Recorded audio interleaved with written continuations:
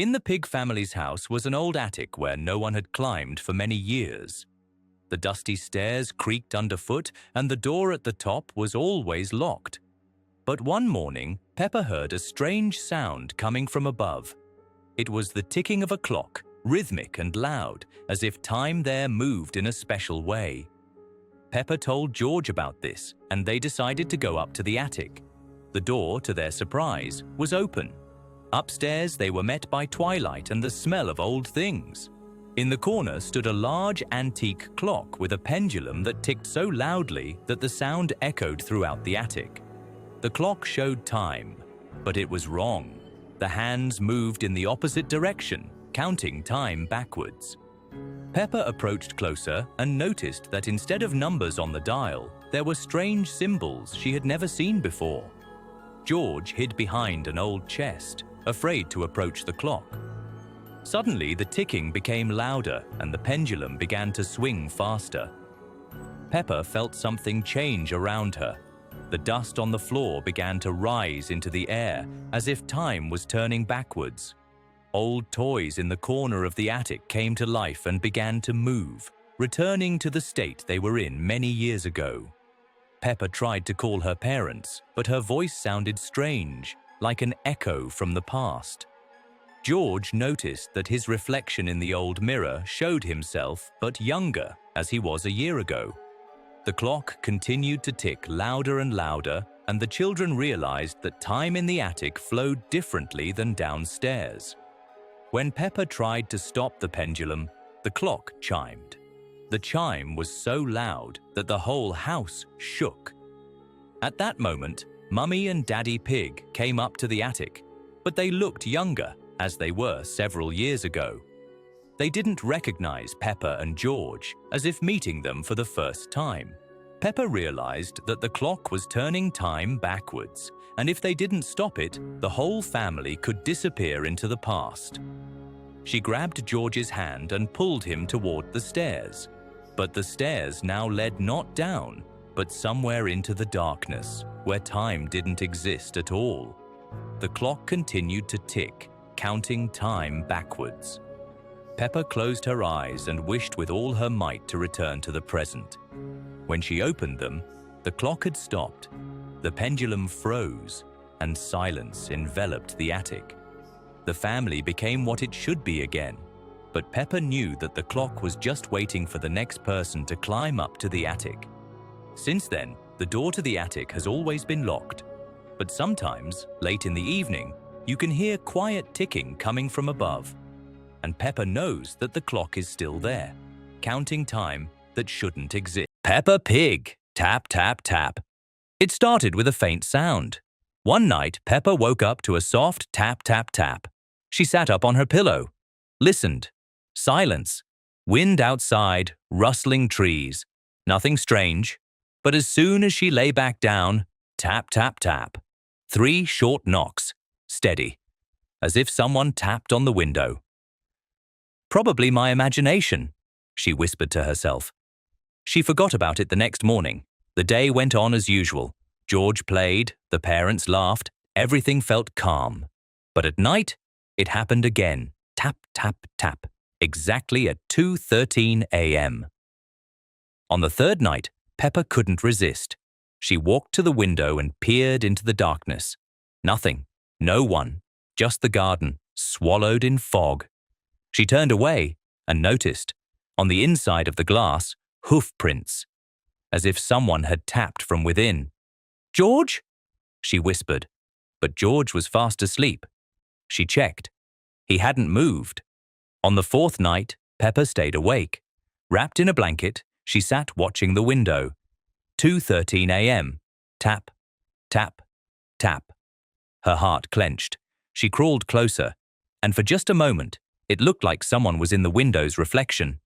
A figure, tall, thin, standing right behind the glass. But outside, there was no one.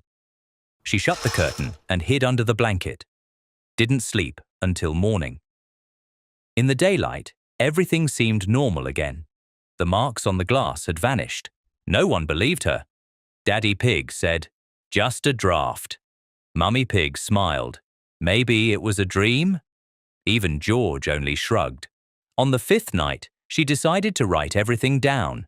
She opened a notebook, sat on the bed. 2:13 a.m. Tap, tap, tap. She jumped up and pulled open the curtain. Nothing, but in the reflection, her room, and another Peppa inside, standing by the bed, staring straight at the window. Was that the real one? Was she outside or inside? For a second, she didn't know who was who. She shut her eyes, counted to 10, opened them. The room was the same, but the glass. There was a word on it. "Let me in," drawn with a finger, from inside, on the misty glass. Peppa screamed and ran to her parents' room, but it was empty. No one. The beds weren't even made, as if no one had ever slept there. The hallway, dark, from her room, light, and a shadow approaching the window.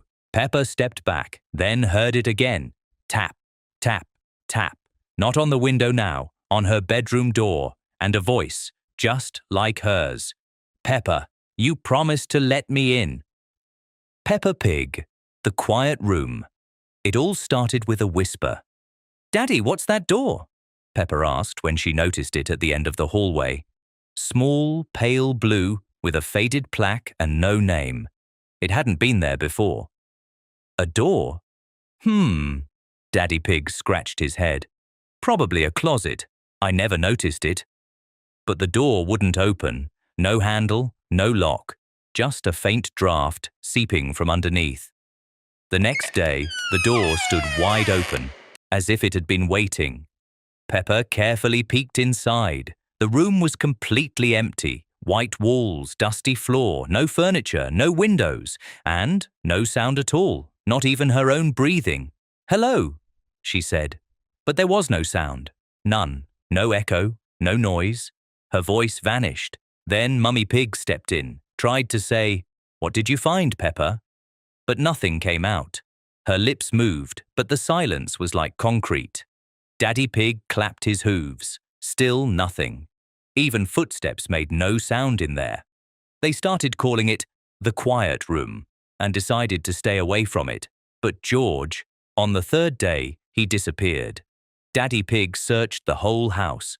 Peppa peeked into the quiet room and saw his hooves. He was standing in the corner, silent, still, not turning around. She ran to him and shouted, "George, let's go!" And he vanished right in front of her eyes, as if he had dissolved. She tried to tell her parents, but no one believed her. The door slammed shut and wouldn't open again. The next morning, it was ajar. Inside, a dusty floor, and in the dust, 2 sets of hoofprints leading to the corner, but none leading back. Peppa took a notebook and pen, stepped inside, laid the notebook down, wrote, "Is there no way out?" The pen left no marks, as if anything connected to speech just disappeared. She stepped out. Silence rang in her ears. On the third day, she decided something had to be done. She entered the room, closed the door behind her, and then she heard it. Not a voice, a muffled moan. In the corner sat someone else, too tall, too thin, with a long face. It didn't move, but its eyes slowly blinked. Peppa clasped both hooves over her mouth, tried not to breathe, and then the figure turned its head, slowly, exactly. Peppa bolted from the room. Since then, she kept the door locked, taped shut. But every night, she heard heavy breathing behind it. And each morning, a message appeared on the wall near the door. "You spoke, Peppa Pig, the box of drawings." It started on a quiet morning. Peppa woke up to a rustling sound. George was dragging something along the floor. In the hallway, she saw him carrying a cardboard box. Old, dusty, no writing on it. It looked like something forgotten in a basement. "Where did you get that?" Peppa asked. George didn't answer. He just smiled. He placed the box on the floor and opened it. Inside were drawings, dozens, some on torn scraps of paper, others fresh and colourful, all drawn by a child's hoof. "Did you draw these?" George stayed silent. The first drawing was simple. Peppa standing in the kitchen, a broken cup on the floor, Daddy with a broom, Mummy holding a rag. A few hours later, it happened, exactly like in the drawing, down to the smallest detail. Peppa dropped a cup. Shards scattered. Daddy sighed. Mummy got the rag. Just a coincidence, Mummy said. But George pulled out the next drawing. It showed their garden, a ball stuck in the tree, Daddy holding a ladder, Peppa reaching up. The next day the ball really did get stuck, in the same place, exactly like the drawing. Peppa started going through the drawings. The further she went, the darker they became. The colors, duller. The figures, twisted. One showed Peppa's room at night. At the window, a silhouette. Faceless. Peppa shoved it to the bottom of the box. But that night she woke up, went to the window. For a moment, she thought someone had just stepped out of view. Another drawing, the bathroom, the mirror, Peppa's reflection smiling, even though she wasn't. Another one, George sleeping, and beside his bed stood a second George, identical, but with red crayon eyes. Peppa hid the box in the closet, but George found it again. He said, "I have to keep watching." Every day, new drawings appeared, even though no one was drawing. One morning, at the very top of the pile, was a picture of that exact breakfast. The tablecloth, the cup, the toast, all correct. At the edge, a drop. Peppa thought it was paint, but it was tea. Then came a drawing of the living room. Daddy asleep in his chair, and behind him, someone reaching toward his shoulder. That evening, Daddy flinched. He said, "I thought someone touched me." But the room was empty. At last, Peppa found the final drawing. It was black and white. It showed herself, standing alone in an empty room. No windows, no toys. Her face, blank. Arms limp at her sides, and behind her, the box, and written in neat handwriting, "Now you're inside." That night, Peppa woke up. The room felt unusually dark, too quiet. On the floor, the box, empty. All the drawings were gone. Only one remained. It lay on top. It showed Mummy, Daddy, and George sitting at the table, smiling, laughing. But Peppa wasn't there, and at the bottom, written carefully, "They don't remember you anymore." Peppa Pig The Glass. One morning, Peppa went into the bathroom to brush her teeth. It was early and foggy, the light outside pale and grey. The bathroom lamp was on but dim, as if shining through mist. The mirror was fogged around the edges, but in the center, there was a perfect clean circle, as if someone had wiped it from the inside. Peppa froze. She touched the glass with her hoof. The circle didn't smear. She looked at her reflection. It was her. But something was wrong. Her hand moved with a slight delay. The blinking was out of sync. The smile looked forced. A small, almost invisible misaligned version of herself. She stepped out without saying anything. But from that morning on, she never stayed long in the bathroom. She avoided looking in the mirror for more than a second. On the third day, she saw a crack, thin as a hair, running from the bottom corner toward the top, barely visible unless you knew it was there. She ran to get Mummy, but when they came back, the mirror was perfect again. No crack, no fog, no circle. "Must have been the steam," said Mummy. "Don't worry, sweetheart." Peppa didn't answer. The next morning, the crack was back, deeper, sharper, and the reflection was more off. Peppa twitched her ear. The reflection hesitated. She raised a brow. It copied her, but not quite right. The eyes in the mirror were emptier. That evening, Peppa returned alone. She stared into the mirror, long, still. Then she noticed the reflection shimmered, as if the glass were water and something behind it was moving. The next day, there was writing on the mirror, drawn with a fingertip from the inside. "Hello." Peppa wiped it off with shaking hooves, sat alone in her room, tried to forget. But the next morning, another word, "Let me in," then, "I'm almost out." Each morning, new phrases, each day, more cracks.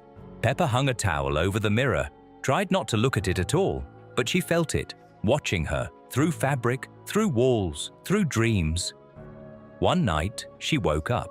The bathroom door creaked open slowly. There was no light inside, but from within came a sound, fingers scratching glass. Steady, deliberate, like someone was writing. Peppa walked to the doorway, turned on the light. The mirror read, "Now you're inside." And the cracks had formed a web. Her reflection no longer mimicked her. It just stood there, head slightly tilted, mouth half open, eyes blank, and then it smiled. Peppa screamed, ran, locked herself in her room. That night, the mirror shattered with a soft, delicate sound. In the morning, there was no sign of it, only cold air, and a thin layer of dust on the floor in the shape of tiny hoof prints. When Mummy Pig came into the bathroom, the mirror was new, no cracks, no words, spotless. But when she looked into it, the reflection blinked first, and for a split second, just behind her shoulder, appeared a second Peppa face, slightly distorted, with a stretched grin and wide, unblinking eyes. Peppa Pig The Mask. It began on a cold, windy day, the kind of wind that pulled at trees and scattered wet leaves across the pavement. The sky had been grey for many days, the park was empty, and the paths were soggy. Peppa and George were walking along a muddy path. Leaves stuck to their boots, and the ground squelched beneath them. Then Peppa saw a white shape lying in the grass. A mask. It lay perfectly flat, as if placed there on purpose. Not fallen, not forgotten. Face up, white, smooth, featureless. Just two dark slits for eyes, and a thin line where a mouth should be, not a smile. Peppa stopped. She bent down, touched it with her hoof. The mask was dry, not cold, as if it had been waiting for her. She pressed it to her face. The mask stuck, silently, effortlessly. At first it seemed like a game, but the mask wouldn't come off. Her hooves slid along the surface, finding no edge, no straps, no seams, nothing. She tugged, pulled harder. It didn't move. The mask had become part of her face. When they returned home, no one reacted, or maybe no one wanted to. The family acted as though nothing had changed, too calm, too quiet. Peppa sat at the dinner table, but her voice sounded muffled, like it was coming through glass. No one looked directly at her. The next day, the mirror behaved oddly. When Peppa turned her head, the reflection lagged behind. When she raised her hoof, the motion was off, as if someone inside the mirror was trying to mimic her but not quite managing. By the third day, she could barely feel her face. The mask didn't press, didn't itch. It simply was, still, silent. She tried to remember her old appearance, but the image blurred, like looking through foggy water. Her toys felt unfamiliar. The room looked wrong. Even her favorite blanket smelled different. Her clothes didn't fit right. Everything rubbed, tugged, shifted. She no longer felt at home in her own home. Time passed strangely, day after day, but it meant nothing. The house grew quieter, as if it were absorbing sound. Mummy and Daddy rarely spoke. They were present but distant and fading. Peppa began to hear whispering, not from outside, from within. A whisper without breath, without tone, repeating again and again, "You are the mask, you are me, you were."